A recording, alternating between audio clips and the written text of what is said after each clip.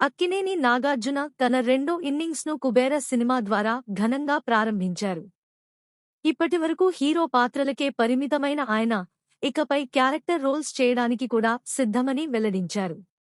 కుబేరలో ఆయన పాత్రకు మంచి స్పందన రావడంతో ఇకపై ఇలాంటి పాత్రలపై రిస్క్ అవసరం లేదన్న నిర్ణయానికి వచ్చినట్టు తెలిపారు. అదే సమయంలో నాగార్జున కూలీ సినిమాలో కూడా కీలక పాత్రకు అంగీకరించారు.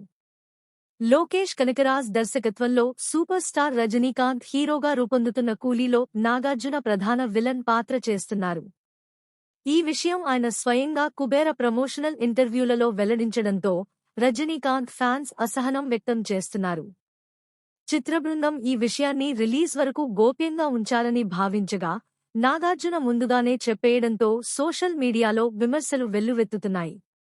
ఇంకా అమీర్ ఖాన్ ఈ చిత్రంలో ఉంటారని, తనతో సన్నివేశాలు లేనప్పటికీ ఆయన పాత్ర క్లైమాక్స్లో అందరినీ ఆశ్చర్యానికి గురిచేస్తుందని చెప్పారు. డైరెక్టర్ అనుమతి లేకుండానే వివరాలు లీక్ చేయడం పట్ల ఫ్యాన్స్ అసంతృప్తిగా ఉన్నారు.